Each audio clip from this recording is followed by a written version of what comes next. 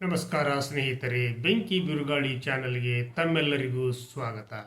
ನಾನಿವತ್ತು ಒಬ್ಬ ಅತಿ ಚಿಕ್ಕ ಸರ್ಕಾರಿ ನೌಕರನ ಯಶೋಗಾಥೆಯನ್ನು ಬೆಂಕಿ ಬಿರುಗಾಳಿ ಚಾನಲ್ನ ಮೂಲಕ ಎಲ್ಲ ನನ್ನ ನಾಡಿನ ಸರ್ಕಾರಿ ನೌಕರರು ಹಾಗೂ ನಾಡಿನ ಜನತೆಗೆ ಈ ಸಂಚಿಕೆಯನ್ನು ನಾನು ಪ್ರಸ್ತುತಪಡಿಸ್ತಾ ಇದ್ದೇನೆ.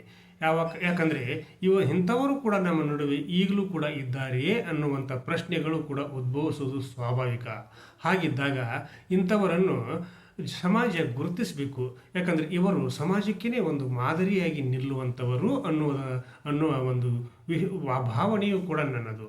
ಹಾಗಿದ್ದಾಗ ಇವರ ಯಶೋಗಾಥೆಗೆ ಕಾರಣವಾದದ್ದಾದರೂ ಏನು, ಹಾಗೂ ಇವರು ಮಾಡ್ತಿರ್ತಕ್ಕಂಥ ಸರ್ಕಾರಿ ಸೇವೆಯೂ ಎಂತಹದ್ದು, ಜೊತೆಗೆ ಆ ಒಂದು ಸೇವೆಯಿಂದ ಈಗ ಇವರ ಬದುಕಿನಲ್ಲಿ ಆಗಿರ್ತಕ್ಕಂಥ ಬದಲಾವಣೆಗಳನ್ನು ಹಾಗೂ ಆ ಬದಲಾವಣೆಗಳಿಂದ ಅವನ ಒಂದು ಸಂಸಾರದ ಒಂದು ವಿಚಾರವಾಗಿಯೂ ಕೂಡ ನಾನು ಈ ಸಂಚಿಕೆಯ ಮೂಲಕ ನಾಡಿನ ಜನತೆಗೆ ಪರಿಚಯ ಮಾಡಿಸಲಿಕ್ಕೆ ಈ ಸಂಚಿಕೆಯನ್ನು ನಾನು ಬಳಸಿಕೊಳ್ತಾ ಇದ್ದೇನೆ. ಹಾಗಿದ್ದಾಗ ಯಾರು, ಎಲ್ಲಿಯವರು ಮತ್ತು ಇವರು ಮಾಡ್ತಿರ್ತಕ್ಕಂಥ ಕೆಲಸವೇನು, ಇವರು ಪರಿವರ್ತನೆ ಆಗಲಿಕ್ಕೆ ಕಾರಣವೇನು, ಅದಕ್ಕೆ ಯಾರು ಕಾರಣರಾದರು, ಹಾಗಿದ್ದಾಗ ಇವರ ಒಂದು ಯಶೋಗಾಥೆಗೆ ಈ ಒಂದು ಪೀಠಿಕೆಯನ್ನು ಹಾಕುತ್ತಾ ಬೆಂಕಿ ಬಿರುಗಾಳಿ ಚಾನಲ್ನಲ್ಲಿ ಬರ್ತಿರ್ತಕ್ಕಂಥ ಪ್ರತಿಯೊಂದು ಸಂಚಿಕೆಗಳು ಸತ್ಯವಾಗಿರ್ತವೆ ಅನ್ನೋದಕ್ಕೆ ಸಾಕ್ಷಿಯಾಗಿ ನಿಲ್ಲುತ್ತೆ. ಇದು ಒಂದು ಕೂಡ. ಹಾಗಿದ್ದಾಗ ಈ ಒಂದು ಬೆಂಕಿ ಬಿರುಗಾಳಿಗೆ ಇನ್ನೂವರೆಗೆ ಯಾರು ಸಬ್ಸ್ಕ್ರೈಬ್ ಮಾಡಿಲ್ವೋ ಪ್ರತಿಯೊಬ್ಬರು ಕೂಡ ಸಬ್ಸ್ಕ್ರೈಬ್ ಮಾಡಿರಿ ಅಂತ ಹೇಳ್ತಾ, ಈಗ ನಾನು ಆ ಒಬ್ಬ ನೌಕರನ ಒಂದು ಯಶೋಗಾಥೆಗೆ ಬರ್ತಾ ಇದ್ದೇನೆ. ನಿಜಕ್ಕೂ ಕೂಡ ಇದು ದಕ್ಷಿಣ ಕನ್ನಡ ಜಿಲ್ಲೆಯ ಬಂಟ್ವಾಳದ BC ರೋಡ್ನಲ್ಲಿ ಕೆಲಸ ಕಾರ್ಯಗಳನ್ನು ನಿರ್ವಹಿಸ್ತಿರ್ತಕ್ಕಂಥ ಪೌರ ಕಾರ್ಮಿಕ ಶೇಷಪ್ಪ ಅಂತಂದರೆ ಅವರೇನು ದೊಡ್ಡ ಒಂದು ಉನ್ನತ ಹುದ್ದೆಯಲ್ಲಿಯೂ ಇಲ್ಲ, ಹಾಗೂ ಅವರಿಗೆ ಯಾವುದೇ ಒಂದು ಅಧಿಕಾರ ಹಾಗೂ ಚಲಾಯಿಸುವಂಥ ಯಾವುದೇ ಒಂದು ಸನ್ನಿವೇಶವೂ ಕೂಡ ಇಲ್ಲ. ಹಾಗಿದ್ದಾಗ ಅವರು ಕೈಯಲ್ಲಿ ಪೊರಕೆಯನ್ನು ಹಿಡಿದು ರಸ್ತೆಯನ್ನು ಸ್ವಚ್ಛ ಮಾಡುತ್ತಾ ತನ್ನ ದಿನನಿತ್ಯದ ಕಾಯಕವನ್ನು ಮಾಡ್ತಾ ಇದ್ದಾರೆ. ಅಂಥ ಕಾಯಕದಿಂದ ಇವತ್ತು ಅವರು ಎಲ್ಲಿಯವರೆಗೆ ಬೆಳೆದಿದ್ದಾರೆ ಅಂತಂದರೆ ಅದು ಕೂಡ ಒಂದು ವಿರೋಚಿತ ಘಟನೆಗಳನ್ನು ಕೂಡ ನಾನು ಈ ಸಂದರ್ಭದಲ್ಲಿ ನಮ್ಮ ಎಲ್ಲ ವೀಕ್ಷಕರಿಗೆ ತಿಳಿಸ್ಲಿಕ್ಕೆ ಹೆಮ್ಮೆ ಪಡ್ತಾ ಇದ್ದೇನೆ. ಶೇಷಪ್ಪ ಅಂತಂದ್ರೇ ಪೌರ ಕಾರ್ಮಿಕ. ಅಂದರೆ ಪೌರ ಕಾರ್ಮಿಕರ ದಿನನಿತ್ಯದ ಕೆಲಸ ಕಾರ್ಯಗಳು ನಿಮಗೆ ಗೊತ್ತಿರತಕ್ಕಂಥದ್ದೇ. ಹಾಗಿದ್ದಾಗ 1996ರಲ್ಲಿ ಸೇವೆಗೆ ಸೇರಿದ ಈ ಶೇಷಪ್ಪ ದಿನಗೂಲಿ ಮೇಲೆ ಸೇರಿರ್ತಕ್ಕಂಥವರು. ಆ ಸಮಯದಲ್ಲಿ 1996ರಲ್ಲಿ ಒಂದು ದಿವಸಕ್ಕೆ 50 ರೂಪಾಯಿಯ ಒಂದು ಸಂಬಳವನ್ನು ಕೂಡ ಇವರು ಪಡಿತಾ ಇದ್ದರು. ಆ ಸಂಬಳ ಯಾವುದಕ್ಕೂ ಸಾಕಾಗ್ತಿರಲಿಲ್ಲ. ಹಾಗಿದ್ದಾಗ ಅವರು ಅದನ್ನೇ ಒಂದು ಕೆಲಸವನ್ನಾಗಿ ನಿರ್ವಹಿಸ್ತಾ ತನ್ನ ದಿನನಿತ್ಯದ ಕೆಲಸ ಕಾರ್ಯಗಳ ಜೊತೆಗೆ ತನ್ನ ಸಂಸಾರದ ನೊಗವನ್ನು ಕೂಡ ಹೊತ್ತು ಸಂಸಾರದ ಜಂಜಾಟಗಳಲ್ಲಿ ಬಳಲ್ತಾ ಇದ್ದ. ಹಾಗಿದ್ದಾಗ ಅವನ ಜೀವನಕ್ಕೆ ಪರಿವರ್ತನೆಯಾಗಿರ್ತಕ್ಕಂಥದ್ದನ್ನು ಕೂಡ ಈ ಸಂದರ್ಭದಲ್ಲಿ ನಾವು ನೋಡ್ಬೋದು. ಅದು ಯಾವ ರೀತಿ ಆಯಿತು, ಅದಕ್ಕೆ ಕಾರಣವೇನು, ಅವರು ಅನುಭವಿಸಿರ್ತಕ್ಕಂಥ ಕಷ್ಟ, ನಷ್ಟ, ಅವಮಾನ ಹಾಗೂ ಎಲ್ಲ ಒಂದು ಸಮಾಜದ ತಿರಸ್ಕಾರಗಳನ್ನು ಬದಿಗೊತ್ತಿ ಎದೆಗೊಟ್ಟು ನಿಂತು ಒಂದು ಜೀವನದ ನೌಕೆಯನ್ನು ಎತ್ತರಕ್ಕೆ ಬೆಳೆಸಿದ ಧೀರ ಈ ಶೇಷಪ್ಪಣ್ಣ. ಹಾಗಿದ್ದಾಗ ಅವರು 2000 ಬೇಡ, ಹಾಗೆ ಮೊದಲು ಅವರದ್ದೇ ತಗೊಳ್ಳೋಣ. ಮೊದಲು ಅವರ ತಂದೆ ಬಡ ಕುಟುಂಬದಲ್ಲಿ ಬದುಕ್ತಿರ್ತಕ್ಕಂಥ ಒಂದು ಕುಟುಂಬ. ಹಾಗಿದ್ದಾಗ ಇವನು 1996ರಲ್ಲಿ ಪೌರ ಕಾರ್ಮಿಕನಾಗಿ ಕಸ ಗೂಡಿಸುವ ಒಂದು ಕೆಲಸಕ್ಕೆ ಸೇರ್ತಾನೆ. 50 ರೂಪಾಯಿ ಸಂಬಳವೂ ಸಿಗುತ್ತೈತಿ ಅದರ ಒಂದು ದಿವಸಕ್ಕೆ. ಅಂಥ ಒಂದು ಪರಿಸ್ಥಿತಿಯಲ್ಲಿ ಜೀವನದ ಒಂದು ಭಾರವನ್ನು ಹೊತ್ತು ತನ್ನ ಸಂಸಾರವನ್ನು ನಡೆಸ್ತಾ ಇರ್ತಾನೆ. ಹಾಗಿದ್ದಾಗ ಒಮ್ಮಿಂದೊಮ್ಮೆಲೆ ಅವರ ತಂದೆ ತೀರಿಕೊಂಡಾಗ ಅವನಲ್ಲಿ 1 ರೂಪಾಯಿ ಕೂಡ ಇದ್ದಿದ್ದಿಲ್ಲ.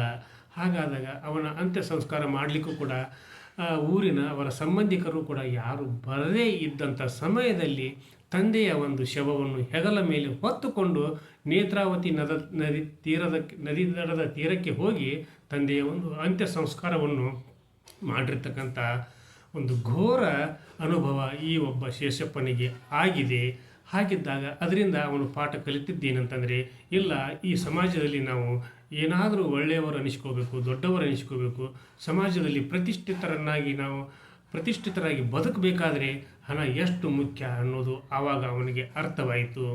ಆಮೇಲೆ ಅವನು ಕುಡಿತದ ಚಟಕ್ಕೆ ಬಿದ್ದ. ಆ ಕುಡಿತದ ಚಟಕ್ಕೆ ಬಿದ್ದಾಗ ಅವನ ಒಂದು ಕುಡಿತದ ಚಟದಿಂದ ಅವನು ತುಂಬ ಒಂದು ನೋವುಗಳನ್ನು ಕೂಡ ಅನುಭವಿಸಿದ. ಆಗ 2005ರಲ್ಲಿ ಬಿ ಸಿ ರೋಡ್ನ ಅಂದರೆ ಇವನು ಕೆಲಸ ನಿರ್ವಹಿಸ್ತಿರ್ತಕ್ಕಂಥ ಪೊರಕೆ ಹಿಡಿದು ಕಸ ಗೂಡಿಸ್ತಿರ್ತಕ್ಕಂಥ ಪೊಲೀಸ್ ಸ್ಟೇಷನಲ್ಲಿ ಇದೆ. ಬಿ ಸಿ ರೋಡ್ನ ಪೊಲೀಸ್ ಇನ್ಸ್ಪೆಕ್ಟರ್ ಆಗಿರ್ತಕ್ಕಂಥ ಬೆಳ್ಳಿಯಪ್ಪನವರು ಇವನನ್ನು ಕರೆದು ಇವನಿಗೆ ಬುದ್ಧಿ ಮಾತನ್ನು ಕೂಡ ಹೇಳಿದರು. ಇಲ್ಲ, ನಿನ್ನ ಬದುಕು ಉಜ್ವಲವಾಗಬೇಕಾದ್ರೆ ನೀನು ಕುಡಿತದ ಚಟದಿಂದ ದೂರ ಆಗು, ಕುಡಿತದ ಚಟವನ್ನು ಬಿಟ್ಟು ಬಿಡು, ಆಮೇಲೆ ನಿನ್ನ ಭವಿಷ್ಯ, ನಿನ್ನ ಕುಟುಂಬದ ನಿರ್ವಹಣೆ ಹಾಗೂ ನಿನ್ನ ಒಂದು ಬೆಳವಣಿಗೆಗೆ ನೋಡು ಆಮೇಲೆ ಏನಾಗುತ್ತೆ ಅನ್ನುವಂಥ ಒಂದು ಹಿತನುಡಿಗಳನ್ನು ಹೇಳಿದಾಗ ಶೇಷಪ್ಪನಿಗೂ ಕೂಡ ಅದು ಸರಿ ಅನ್ನಿಸ್ತು. ಆವತ್ತಿನಿಂದ ಇವತ್ತಿನವರೆಗೂ ಅವನು ಕುಡಿತದ ಚಟವನ್ನು ಸಂಪೂರ್ಣವಾಗಿ ನಿಲ್ಲಿಸಿದ. ಪ್ರತಿ ಕ್ಷಣಗಳನ್ನು ಕೂಡ ಅವನು ತನ್ನ ಜೀವನದ ಪರಿವರ್ತನೆಗಾಗಿ ಮೀಸಲಾಗಿಟ್ಟುಕೊಂಡು ಸಮಾಜದ ಋಣವನ್ನು ತೀರಿಸಲಿಕ್ಕೆ ಸೇವೆಯನ್ನು ಮಾಡಲಿಕ್ಕೆ ಪ್ರಾರಂಭ ಮಾಡಿದ. ಅವನಿಗೆ ಕಾರುಗಳ ಗೀಳು ಭಾಳ. ಯಾಕಂದರೆ ಪ್ರತಿಷ್ಠಿತರು, ಶ್ರೀಮಂತರು, ಒಳ್ಳೆಯ ಉದ್ಯಮಪತಿಗಳು ಎಲ್ಲರೂ ಕೂಡ ಕಾರಿನಲ್ಲಿ ಹೋಗ್ತಾ ಇರೋದನ್ನು ನೋಡಿ ಅವನಿಗೂ ಕೂಡ ಒಂದು ಥರ ಯಾಕೆ ನನಗೂ ಇಂಥ ಒಂದು ಅವಕಾಶ ಸಿಗಲಿಲ್ಲ ಅನ್ನುವಂಥ ನೋವಿನಿಂದ ಅವನು ಮೊದಲು ಅವನಿನ್ನು ಶ್ರೀಮಂತನಲ್ಲ, ಅದು ನಿಮಗೆ ಗೊತ್ತಿರ್ತಕ್ಕಂಥದ್ದೇ. ಹಾಗಿದ್ದಾಗ ಅವನಿಗೆ ಒಂದು ಗೀಳು ಅಂದರೆ ಅದು ಕಾರಿನ ಒಂದು ಗೀಳು ಹಿಡಿತು. ಆವಾಗ ಅವನು ಏನು ಮಾಡಿದ ಅಂತಂದರೆ ಮೊದಲು ಮಾರುತಿ 800 ಖರೀದಿ ಮಾಡಿದ. ಇಷ್ಟು ಹಣವನ್ನು ಕೂಡಿಟ್ಟ ಹಣವನ್ನು ತೆಗೆದುಕೊಂಡು ಆಮೇಲೆ ಲೋನ್ ಮಾಡಿ 800 ಮಾರುತಿ 800 ಕಾರನ್ನು ತೆಗೆದುಕೊಂಡ. ಆಮೇಲೆ ಆಲ್ಟ್ರೋ ಕಾರನ್ನು ತೆಗೆದುಕೊಂಡ. ಆಮೇಲೆ ಓಮ್ನಿ ಕಾರನ್ನು ತೆಗೆದುಕೊಂಡ. ಆಮೇಲೆ ಇಷ್ಟು ಹಣವನ್ನು ಹೊಂದಿಸಿ ಅಲ್ಲೇ ಆಮೇಲೆ ಫಾರ್ಚುನರ್ ಕಾರಿನಲ್ಲಿ ಈಗ ಅವನು ತನ್ನ ಕೆಲಸಕ್ಕೆ ಹೋಗ್ತಾ ಇದ್ದಾನೆ ಅನ್ನೋದನ್ನು ಅರ್ಥ ಮಾಡಿಕೊಂಡ್ರೆ ಮನುಷ್ಯನ ಬಾಳಿನಲ್ಲಿ ಎಂತಹ ಒಂದು ಬದಲಾವಣೆಗಳು ಆಗಲಿಕ್ಕೆ ನಮ್ಮ ಒಂದು ಆತ್ಮಸ್ಥೈರ್ಯ ಇದ್ದರೆ ಸಾಕ್ಷಿ ಆಗುತ್ತದೆ ಅನ್ನೋದಕ್ಕೆ ಶೇಷಪ್ಪನೇ ಕಾರಣ ಅಂತ. ಶೇಷಪ್ಪ ಇವತ್ತು ಫಾರ್ಚುನರ್ ಕಾರಿನಲ್ಲಿ ಹೋಗಿ ತನ್ನ ಬಿ ಸಿ ರೋಡ್ನಲ್ಲಿ ತನ್ನ ಪೊರಕೆಯನ್ನು ಹಿಡಿದು ಕಸವನ್ನು ಗೂಡಿಸಿ ಆಮೇಲೆ ಅವನು ತನ್ನ ಇನ್ನುಳಿದ ಕೆಲಸಗಳನ್ನು ಅಂದರೆ 12 ಗಂಟೆಗೆ ಈ ಒಂದು ಕೆಲಸವನ್ನು ನಿರ್ವಹಣೆ ಮಾಡಿ ಆಮೇಲೆ 12 ಗಂಟೆಯಿಂದ ಮಧ್ಯಾಹ್ನ ಅವನು ಹೈನುಗಾರಿಕೆಯನ್ನು ಮಾಡ್ತಾ ಇದ್ದಾನೆ. ಹೈನುಗಾರಿಕೆಯಿಂದನೇ ಅವನಿಗೆ ಒಂದು ತಿಂಗಳಿಗೆ 39,000 ರೂಪಾಯಿಗಳ ಸಂಪಾದನೆ ಆಗ್ತಾ ಇದೆ. ಹಸುಗಳನ್ನು ಕೂಡ ಸಾಕಿದ್ದಾನೆ. ಜೊತೆಗೆ ಕೃಷಿ ಕೆಲಸಗಳನ್ನು ಕೂಡ ನಿರ್ವಹಿಸ್ತಾ ಇರತಕ್ಕಂಥದ್ದು ಕೂಡ ಸ್ವಾಗತಾರ್ಹ. ಕೃಷಿ ಕಾರ್ಯದಲ್ಲಿ ತೊಡಗದೇ ಇರತಕ್ಕಂಥ ಸಮಯದಲ್ಲಿ ಕೂಲಿ ಕೆಲಸಕ್ಕೂ ಕೂಡ ಹೋಗಿ ಅವನ ದಿನನಿತ್ಯದಲ್ಲಿ ಅವನನ್ನು ತಮ್ಮನ್ನು ಸಂಪೂರ್ಣವಾಗಿ ತೊಡಗಿಸಿಕೊಂಡು ಜೀವನದ ಬದಲಾವಣೆಯನ್ನು ಕೂಡ ಮಾಡಿಕೊಂಡಿದ್ದಾನೆ. ಹಾಗೂ ಅವನು ಸ್ವಂತ ಮನೆಯನ್ನು ಕೂಡ ಕಟ್ಟಿಕೊಂಡಿದ್ದಾನೆ. ಮಕ್ಕಳಿಗೆ ಉನ್ನತ ಶಿಕ್ಷಣವನ್ನು ಕೊಡಿಸಿ ಇವತ್ತು ಸಮಾಜದಲ್ಲಿ ಪ್ರತಿಷ್ಠಿತ ವ್ಯಕ್ತಿಯಂತಾಗಿ ಜೀವಿಸ್ತಾ ಇದ್ದಾನೆ. ಅಂದರೂ ಕೂಡ ಈಗಲೂ ಕೂಡ ಅವನಿಗೆ ಇರತಕ್ಕಂಥ ಕೆಲಸ ಪೌರ ಕಾರ್ಮಿಕ. ಬೆಳಿಗ್ಗೆ ಎದ್ದು ಫಾರ್ಚುನರ್ ಕಾರ್ನಲ್ಲಿ ಹೋಗಿ ಅಲ್ಲಿ ಕಸವನ್ನು ಗೂಡಿಸಿ ಆಮೇಲೆ ಕಸ ಗೂಡಿಸುವ ಸಮಯದಲ್ಲಿಯೂ ಕೂಡ ಯಾರಾದರೂ ಡ್ರೈವರ್ ಬರದೇ ಇದ್ದರೂ ಕೂಡ ಕಸವನ್ನು ವಿಲೇವಾರಿ ಮಾಡುವಂಥ ವಾಹನದ ಚಾಲಕನಾಗಿಯೂ ಕೂಡ ಸೇವೆ ಸಲ್ಲಿಸ್ತಿರ್ತಕ್ಕಂಥ ಶೇಷಪ್ಪನಿಗೆ ಈಗ ಪರ್ಮನೆಂಟ್ ನೌಕರಿ ಸಿಕ್ಕಿದೆ. ಒಳ್ಳೆಯ ಸಂಬಳನೂ ಇದೆ.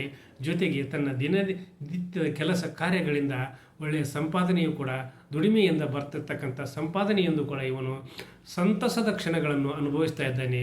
ಇಂಥ ಸಮಾಜ ಸೇವಕರು, ಇಂಥ ಸರ್ಕಾರಿ ನೌಕರರು ಕೂಡ ಏನಾದರೂ ನಾವು ಎಷ್ಟೇ ಬಡತನದಲ್ಲಿ ಇದ್ದರೂ ಕೂಡ ನಮ್ಮ ಶ್ರೀಮಂತಿಕೆಯನ್ನು ನಾವು ಶ್ರೀಮಂತರಾಗಬೇಕಾದ್ರೆ ಏನು ಮಾಡಬೇಕು ಅನ್ನೋದಕ್ಕೆ ಸಾಕ್ಷಿಯಾಗಿ ನಿಲ್ತಾನೆ ಶೇಷಪ್ಪ. ಶೇಷಪ್ಪನಿಗೆ ರಾಜ್ಯ ಸರ್ಕಾರಿ ನೌಕರ ಅನ್ನೋದಕ್ಕೆ ನನಗೆ ಹೆಮ್ಮೆ ಇದೆ.